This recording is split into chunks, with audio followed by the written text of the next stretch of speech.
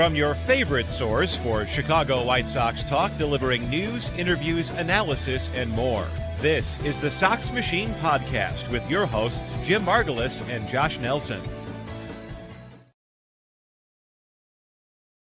I am Josh Nelson from Sox Machine. It is Friday, July 28, 2023, and all at once, Rick Hahn and the Chicago White Sox have decided to do their fire sale, or at least continue their fire sale of this 2023 roster. Multiple trades have just came in for the Chicago White Sox. Lance Lynn and Joe Kelly are heading out west. They are going to the Los Angeles Dodgers, and we'll talk about that return for the Chicago White Sox as, again, adding an old friend, Joe Kelly, who pitched for many years, but he's known for doing the frowny face to the Houston Astros, so he's no stranger to the Dodgers bullpen. But a new guy that will be joining the Los Angeles Dodgers as far as their starting rotation will be Lance Lynn joining the Dodgers rotation, which has been beat up due to injuries this season. So they're hoping, at least from a Dodgers perspective, that they are getting innings from Lance Lynn, even though he has struggled for most of 2023. And then this just came in from Jeff Passan of ESPN just minutes ago, 9 minutes ago, before I was set to start streaming.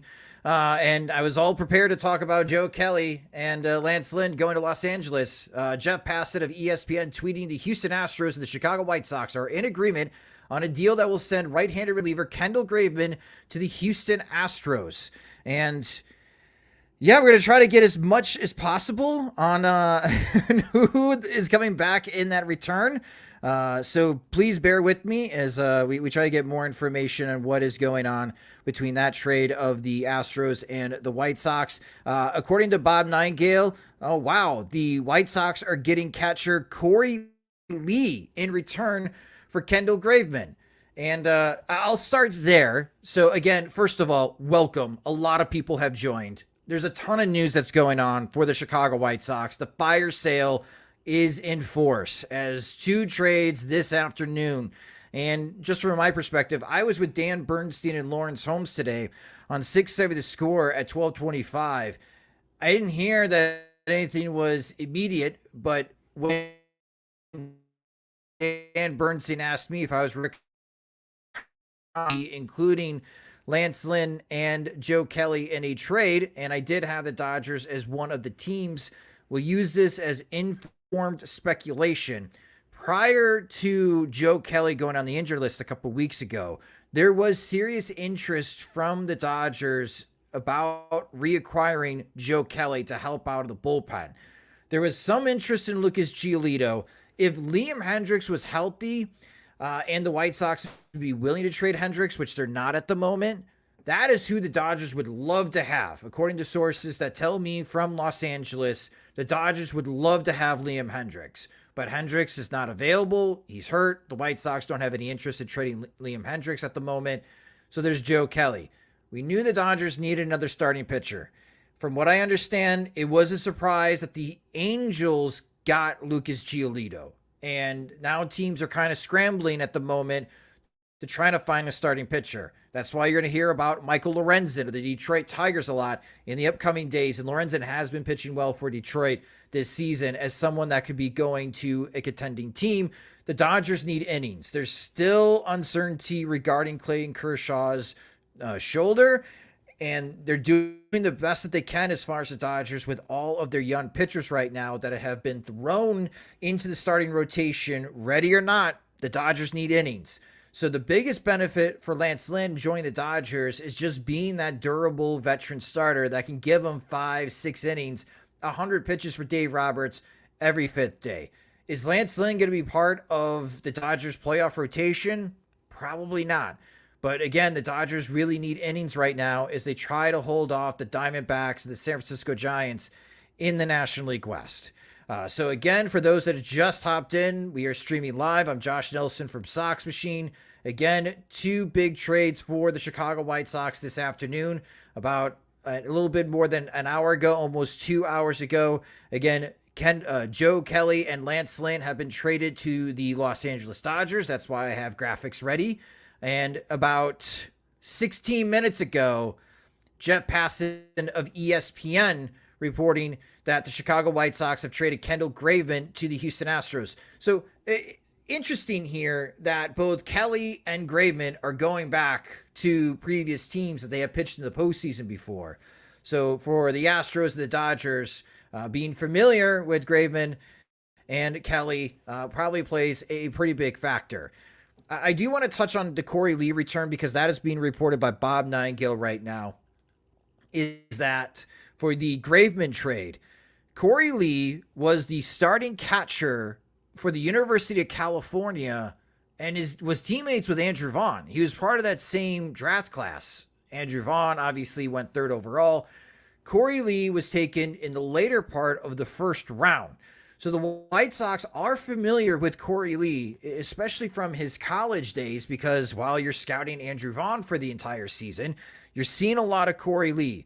And Lee, coming out of college, was known to be one of these high exit velocity guys. This is when StatCast and TrackMan data was really new on the college level that Major League Baseball teams were getting their hands on. And the Astros at the time with that front office were really focusing on using the advanced metrics to influence their draft decision making. So here's now Corey Lee, another catcher the White Sox are adding to their farm system. It does bring up the philosophy, again, should the White Sox be acquiring the top prospects or the best prospects available, or should they be addressing needs here? And so far, in the trades that the White Sox have made, they are addressing needs. As in return for Lance Lynn and Joe Kelly, the White Sox are getting in return Nick Nastrini, who is a right-handed pitcher for the Los Angeles Dodgers in their farm system. And we'll bring up that graphic now. Nastrini, 23 years old. He is the 9th prospect, according to MLB.com, in the Dodgers top 30. This list was going to be updated. He has a 4-pitch arsenal. He is a right-handed pitcher. He's 6'3". His velocity with the four-seamers, 93 to 96. There have been some outings for Nastrini that he has been able to hit 98 miles per hour. We'll get to that in a moment. The slider and curveball have been effective. The changeup is improving. And the Dodgers are doing everything that they could possibly do this season to develop Nastrini as a starting pitcher. Nastrini has made 19 starts this year at Double-A. Very impressive ERA for Double-A this year because they've been messing with the baseballs. He has a 4.03 ERA over 73 and 2/3 innings, so he's getting length in his starts at Double-A. He has 85 strikeouts and 37 walks. Currently, he strikes out more than 26% of the batters that he faces. His walk rate is a bit concerning. It's about 11%, but that is nothing new for the Chicago White Sox when developing pitchers, because that is where Dylan Cease has been for most of his career as far as his development in the minor leagues. And of course, with the Chicago White Sox, that is something that Cease is still trying to keep below, is that 10% threshold. But if you are striking out batters at 26% of the time this year, Nastrini last year was striking out batters over 30% of the time. This is someone that's got strikeout stuff. So unlike Kai Busch, in which I think he needs a little bit more time in development in Double-A before we seriously consider Busch helping out the White Sox rotation in 2024. Nastrini, I have more confidence that this is someone that can help the White Sox early in 2024 in their starting rotation. So I think this is a good get for the Chicago White Sox. Again, pitching depth has been a problem for the White Sox. And looking at the other returns for the White Sox, they got high A prospect Jordan Leisure. Double-A reliever Jordan Leisure. I need to do more follow-up with Leisure and what he brings to the table for the White Sox. So they do get those two pitchers to add to their farm system. But I'm sorry, I'm going to laugh here for a moment. He's back, baby. That's right. Trace Thompson is back. I have a soft spot for Trace Thompson, or as my friends from the 108 would say, I have a hard on for Trace Thompson. If you don't remember, Thompson was this White Sox prospect back in 2015, had a cup of coffee, an impressive September, and we thought for a moment he could be somewhat of value to the White Sox. But in that offseason, he was part of this 3-team trade between the Reds and the Dodgers, in which the White Sox sent Trace Thompson to Los Angeles as the White Sox acquired Todd Frazier in that trade. And Thompson, to say it's been up and down would be an understatement for his career. There's been times where it's been looking really ugly for Thompson and wondering, why in the world is he in the major leagues? And then there's times where earlier this season, he had a 3 home run game. He's just weird. His career's been very up and down, not very consistent for Trace Thompson. But it is funny to me, at least, in this season. Trace Thompson is back with the Chicago White Sox. What does this mean for anyone in the outfield? No idea. I don't know how he fits in right now. Maybe Grifal's latest comments regarding Oscar Colas. Maybe Colas gets sent on. I don't think that would be a good idea. I'm gonna stop myself going down that route. I don't think that is going to be happening. I don't know how Thompson fits in at all. Maybe Trace Thompson is suddenly a pitcher because again, the White Sox. They traded Lucas Giolito. They've traded Ronaldo Lopez. They have, again, traded Lance Lynn and Joe Kelly to the Los Angeles Dodgers. And now they just traded Kendall Graveman.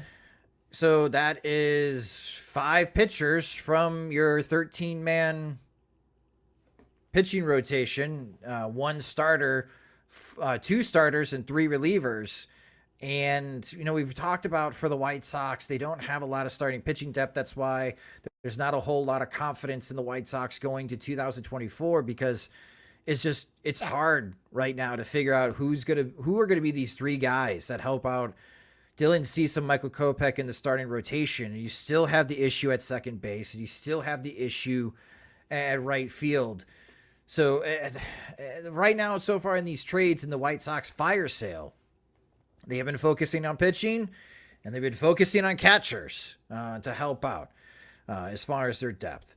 But with these types of trades, like I talked about in the previous Sox Machine Live when Ronaldo Lopez and Lucas Giolito were traded to the Angels, it's also a time to say goodbye to these guys that are leaving the Chicago White Sox. And, for Lance Lynn, there's been a lot of discussion with his White Sox career. He started 70 games for the White Sox over 3 seasons, pitching 398 and a third innings. He had a 4.23 ERA with the White Sox, and according to Baseball Reference, Lynn was worth 5 wins above replacement. This season's really hurt his WAR total. Last I checked, he was at more than -1. So prior to this season, he was above 6, which is really good for 2 seasons. But when you look at it and add in how poorly he was doing for this season over 3 years, then that WAR total is not so impressive.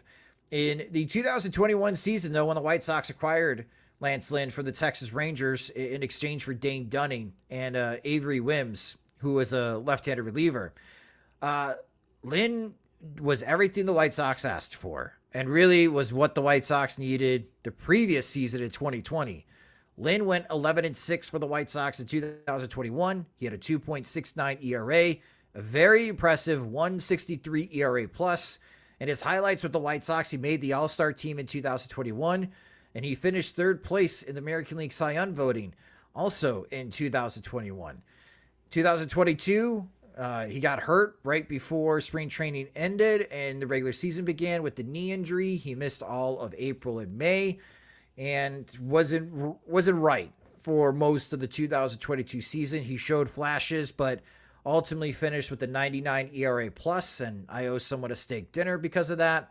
And this year, really not working well for Lance Lynn. It is getting better for Lynn.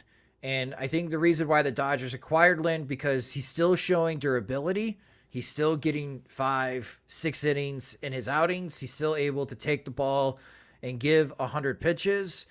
But I'm curious on how the Dodgers are going to address the two big issues right now for Lance Lynn. One, pitching out of the stretch has been problematic. If you look at his stats with runners on base, you can tell there's a pretty big difference when he's in the windup.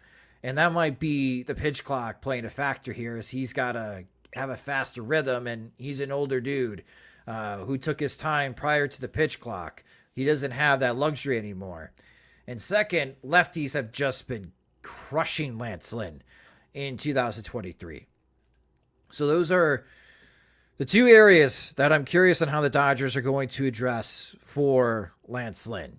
And if Lynn, again, could take the ball every fifth day and he can give that type of length and help save the bullpen every fifth day, that's going to be mission accomplished for the Los Angeles Dodgers. Like I mentioned at the very beginning, and there's a lot of people that have joined the live stream since we began. Welcome. I'm Josh Nelson from Sox Machine. Lots of news going on all at once. Lance Lynn being added to the Dodgers rotation, again, I think it gives them length. I think it helps save the bullpen. I'd be shocked if he started a playoff game. Shocked. But we'll see where Clayton Kershaw is at coming back. And Kershaw is having kind of a turn back the clock type of season for the Los Angeles Dodgers. If Kershaw is healthy and able to take the ball, I'm sure they go Kershaw, Arias, Gonsolin as their three starters for at least the first round if the Dodgers cannot get a bye. But they're in a pretty good position right now that they should be able to get a first round bye, which helps them out, set their rotation for 5 games. Joe Kelly, as long as he can stay healthy, the velocity's been good. When he was with the White Sox in his last couple appearances, able to hit 99, 100 miles per hour. That is probably more important to the Dodgers, that he's demonstrating that type of velocity than what the outlook or the outcome has been as far as the result. Joe Kelly, not good at all in his last outing with the White Sox against the Chicago Cubs. Threw more than 20 pitches, couldn't get an out. And that game went sideways real fast, and Kelly was a big part of that in the 5th inning when it went from a 7-2 game for the Chicago White Sox, and the Cubs ended up taking the lead, and the Cubs ended up winning 10-7, mostly because of that meltdown, and thanks to Kelly not being able to get it out.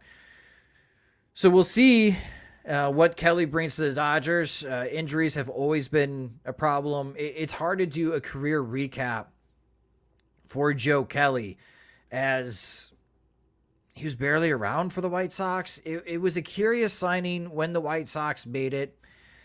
And it was curious, and Jim Margulis mentioned it, that it kind of smelled like the Kelvin Herrera type of signing when the White Sox signed Joe Kelly. And sure enough, Kelly was truly not healthy when he signed with the White Sox. There was a problem in spring training. He wasn't available till May. He couldn't pitch on back-to-back days. So there's very little good that happened when Joe Kelly was here. There was a time this season where Kelly got hot and he was really good for the White Sox for a month, and then he got hurt. That's kind of the Joe Kelly story of his career. When he gets rolling and he's showing you plus stuff, and he's being dominant on the mound in relief and in mid to high leverage situations, and then he gets out on the injured list. Like, that's just been the story of his career. It's a tough time keeping Joe Kelly healthy. So we'll see on how Kelly and Lynn do to the Dodgers. And I keep checking to see how many people are joining. So we got Allie here. She posted a question. Any chat on Kendall Graveman? So I'll bring this back up again.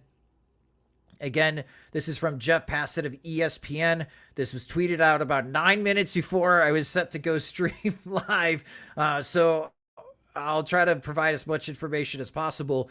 The Houston Astros, the Chicago White Sox, again, are in agreement that sends reliever Kendall Graveman to the Houston Astros. The White Sox, in exchange, are getting Corey Lee, who is a catcher for the Astros system. Again, he was ex-college teammate of Andrew Vaughn. And this season, Corey Lee in AAA in the Pacific Coast League has 5 home runs and 32 RBIs in 68 games. Lee is hitting 283 with a 328 on base percentage, slugging 406. So like I mentioned, out of college, Lee was known to be this high exit velocity guy as far as average exit velocity, hard hit contact. A bit of a surprise that he was taken late in the first round, but then that Astros front office, which has mostly been removed at this point, either people got other jobs or they were fired because of the cheating scandal.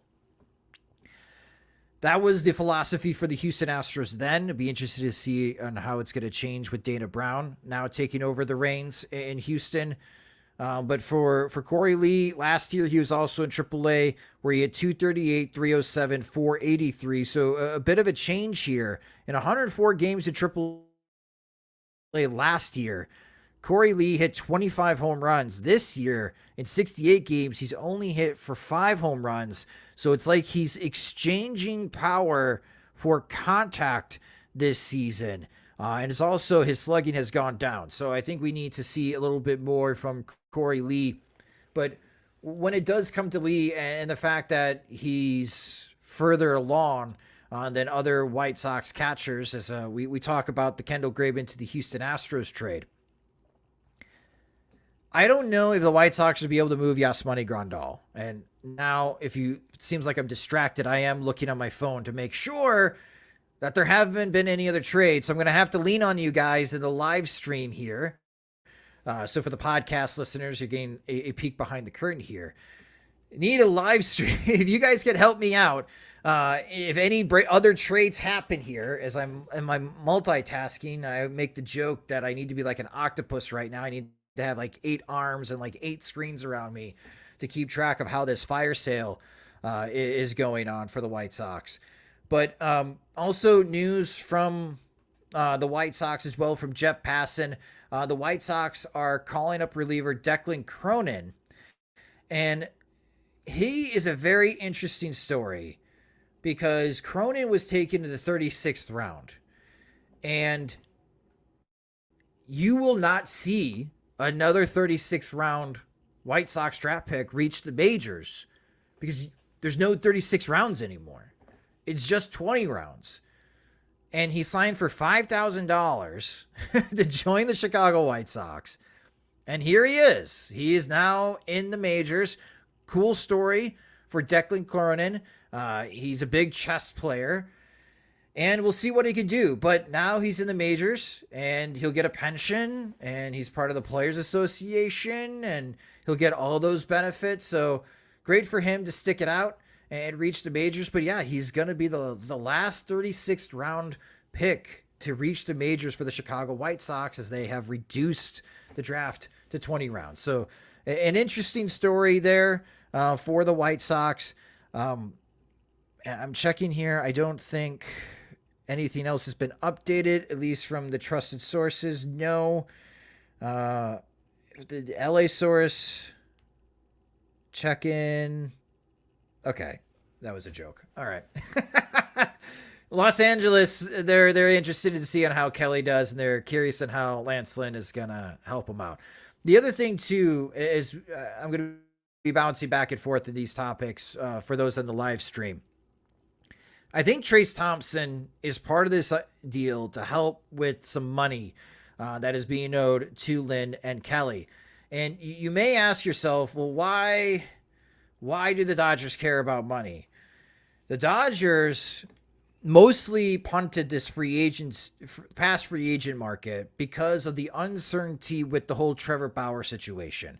If you recall, in arbitration, the arbiter granted that Bauer was owed back salary for his suspension with the Dodgers or the remaining part of his contract. So the Dodgers were still on the hook for that, even though Trevor Bauer is no longer with the organization and he is pitching in Japan. But what it has done by skipping this free agent market is it allows the Dodgers to reset on the luxury tax. So they're trying their very hardest to be below the luxury tax penalties. Why? Well, when it resets and you're about to offer someone $500 million in Shohei Ohtani, that's going to come in handy. so you're not too impacted by taxes and etc. So I think that's why Trace Thompson is with the White Sox. I wouldn't be surprised if Thompson's actually DFA'd by the White Sox. Again, I'm curious on why he's here. Got some great comments here from, again, our friend Beeflo. Of Thompson going to go play dominoes with Bartolo Colon and never report to the team? Maybe. Barry Kuda, yeah, Thompson has been on a rehab assignment and making league minimum. So, well, again, we'll see as far as on how he fits. It is odd. I do think I don't know how Thompson fits, but I will say there is a part of me that I guess I wouldn't mind if Trace Thompson does make an appearance with the Chicago White Sox. I don't know. I've always had a soft spot for Trace Thompson. When he has been good, he looks good. I guess I just really wanted him to succeed, because then it would be kind of cool that, Trace Thompson, good baseball player for the White Sox, while his brother Klay Thompson, obviously a great NBA player for the Golden State Warriors. But that never came to fruition. So now it brings up the question, after these trades, next to get traded by the Chicago White Sox.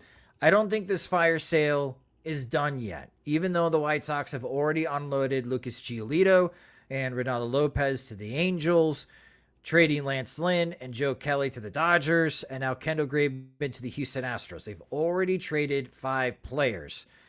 And as far as the players that have expiring contracts, Yasmani Grandal is one of those players. I don't know.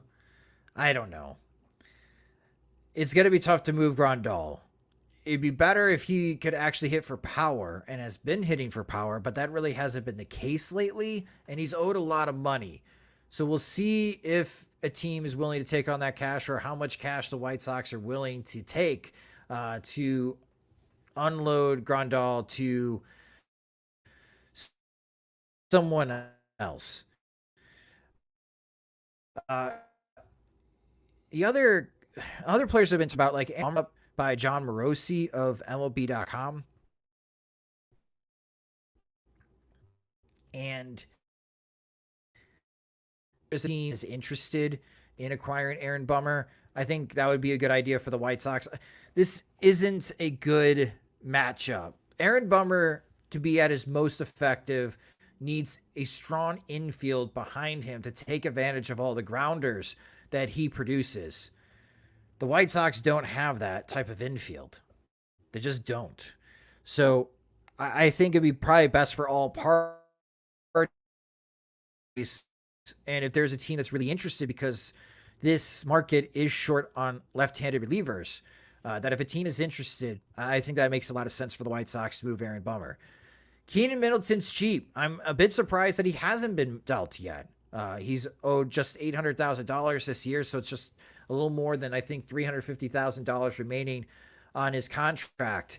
I'm surprised that Keenan Middleton hasn't been dealt, to be honest with you. Maybe the White Sox don't want to move Middleton and they want to hold on to him, but again, he's on an expiring deal. It doesn't make a whole lot of sense. The 2 big names that I'm going to be paying attention to are, again, Tim Anderson and Dylan Cease. With Jesse Rogers of ESPN reporting that the Miami Marlins have engaged in talks with the Chicago White Sox about Tim Anderson, the more I dive into that type of situation, the more I think I can make sense of it from a Miami perspective. Their shortstop right now is Joey Wendell. And yeah, I'd rather have Tim Anderson at shortstop than Joey Wendell. They do have some enticing middle infield prospects. Xavier Edwards is having a very good season for the Marlins. But it looks like the Marlins would like to have a veteran shortstop. And with Anderson, it gives the Miami Marlins 2 months as like a trial with Anderson if they were to acquire him. And if he does improve, and he has been hitting well since the All-Star break, and that continues in August and September, and let's say the Marlins make the postseason and Anderson has a good postseason, he did for the White Sox back in 2021, then it's just a $14.5 million option for 1 year And that fits more into the spending habits for the Marlins. And if that works out, the Marlins in 2024 could have Luis Ariz and Tim Anderson 1-2 in your lineup. Okay, I can understand where the Marlins are going with this thinking.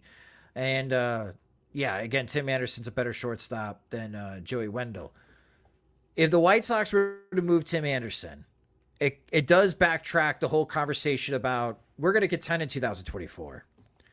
First of all, I don't know anyone that buys that. For those that are watching the live stream, if you think the White Sox are going to be a contending team in 2024, I would love to hear your guys' argument about that because I can't see it. I can't see the White Sox being competitive, even though they acquired Nick Nastrini, who I think could help the White Sox rotation in 2024.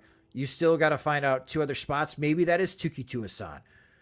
But let's say Nastrini, let's be positive here and optimistic. Let's be optimistic. Let's say Nastrini can help the White Sox rotation in 2024. Are you buying a rotation of Dylan Cease, Michael Kopech, Tuki Tuasan, and Nick Nastrini, and let's say Davis Martin or Sean Burke to fill out the fifth spot? That's a contending rotation. My perspective, that could be a lot of strikeout stuff. It could also be a lot of walk stuff. And that's a rotation that does not go deep into games at all. So you better have some bullpen depth because they're going to be used. They're going to be used a lot.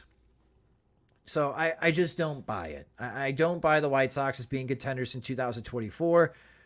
And because I don't buy that, that's why I'm in the boat now that you should move Tim Anderson. If you have a team that is seriously interested in Tim Anderson, and let's say back to the Marlins, they offer someone like Xavier Edwards, who's raking in AAA, then you can call up Edwards and he can help out in the middle infield. And you're going to be using 2024 as a reload season anyways.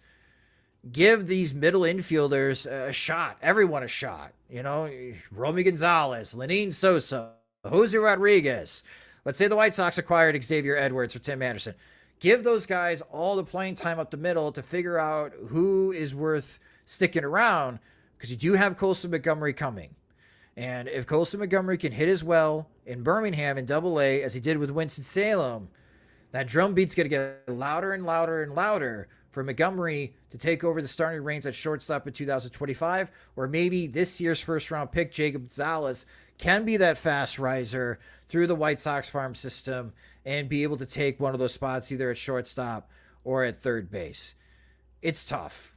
It's tough because I know Tim Anderson is a beloved White Sox player, and I know a lot of White Sox fans are hurting that Lucas Giolito is no longer with the organization. But somebody needs to be honest with themselves here, at least privately, within the Chicago White Sox organization, what 2024 is truly about. And if everyone in the room doesn't think that they're going to be contending, then yeah, I would trade Tim Anderson, get something interesting in return, and start preparing for that role to be taken over by these middle infield prospects that you have internally. Or we're going to be having this conversation anyways in the offseason, or you're going to have this conversation again next year, and the value for Tim Anderson probably won't be the same as it is now, even though I know a lot of people think it's pretty low, but teams can easily sell themselves that Tim Anderson's getting back into form since the All-Star break. So Tim Anderson, I think, could be on the list to be traded. I won't say it's like 50-50 odds. I'll say 60% he stays with the White Sox, 40% he gets dealt. The one that I think has really low odds, but should have higher odds, is Dylan Cease. Again, is someone that doesn't think the White Sox are going to be good in 2024. Cease has 2 more seasons under control after this year. The White Sox have arbitration years for Cease in 2024 and in 2025. Dylan Cease is now a Scott Boras client. If you forgot that news or didn't hear about that news, that happened last year, that Cease signed with Scott Boras. Clearly, Cease is getting prepared for his big payday that's coming up in a couple of years. Scott Boras, high-end pitching clients typically do not sign with the Chicago White Sox, not at the level that Cease would be signing for when he hits into free agency. And I think with the market turning on its head because of the Los Angeles Angels playing so well, and the Angels deciding to go from sellers to buyers and pulling Shohei Ohtani off of the trade market, if the White Sox were to put out Dylan Cease as someone realistically could be moved before Tuesday's deadline, I think all the teams that were preparing to make an offer to the Angels for Ohtani would reverse and start making those similar offers to the White Sox regarding Dylan. And when you move Cease, maybe you can get 2 or 3 guys that could definitely help you in 2025. My perspective moving forward for the White Sox is that you need to start building a team around Luis Robert, who you have under control until 2027, and start building a team that can win with him as like your focal point. Yeah, you're unloading a lot of this core right now, and you're unloading on the additions to help with the core. Like Lynn was someone on the outside of the core to help out the core. Kelly, Graveman, these guys were added on to help with the core, and it just didn't work out for the White Sox for many reasons. So I do think that they need to shift. I think they need to use 2024 as a reload year. A ton of money is coming off the books after the 2024 season for the White Sox. So while I don't think they could be competitive in 2024, I think there is a route where they can be competitive in 2025. But you need to put in that work now. And I don't think you need to stop working here. A Dylan Cease-led rotation is always attractive. But like I mentioned, like your 2024 rotation right now is Cease, Kopech, Tuki Toussaint, Nick Destrini, and I keep forgetting about him, Jesse Schultens. That rotation is finishing in 4th place in the American League Central, a weak American League Central. So it'll be interesting to see what happens. Again, the deadline is next Tuesday, and I'll take this moment to quickly go through as far as the comment section to see any questions that you guys have or any comments. Kevin brought up Cease and Hendricks could always be traded in the offseason. That is very true. This upcoming offseason, the starting pitching front, there are interesting guys at the top end. Blake Snell, Marcus Stroman, Giolito. Obviously, I'm sure Ohtani's in his own category, but Michael Lorenzen, who's been pitching well for the Detroit Tigers, he's going to be a free agent. So there are interesting starting pitching options in free agency that don't require giving up top prospects. So while you could move them in the offseason, I could see teams saying they'd just rather spend the money and keep their top end prospects than acquiring Dylan Cease, unless it's a team that never spends on the top end and they would rather give up top prospects. But I think it's more probable now to trade Cease than in the offseason, just because the urgency for the teams that are in contention, especially teams that have not had a lot of postseason success, it's usually not his style. But the Baltimore Orioles, with this new Houston Astros type of thinking, I keep looking at them as someone that could definitely acquire Dylan Cease, as they have 9 top 100 prospects. We got Bum Luck Collector. If you're not competing in 2024, regardless, Cease should 100% go. Good math here. For Maddie, Yaz, $18 million, gone. Lynn, $18 million, gone. Graveman and Kelly, $18 million, all off the book next year. Yes, that does help. What doesn't help for the White Sox, before you start thinking they got $54 million to spend, you have to consider all of the pay raises that are also going to be happening for the White Sox core, such as Yohan Makata getting a $7 million raise for next year. For the White Sox, and Luis Roberts getting a healthy raise, and there's also the arbitration numbers for Dylan Cease and Michael Kopech, and Andrew Vaughn is now in arbitration. So I don't know if they're going to have that much money to spend, but the White Sox, Jerry Reinsdorf may say, well, your payroll next year is $150 million instead of the $180 million this year. And then, yeah, all of a sudden there goes your $54 million that you just saved.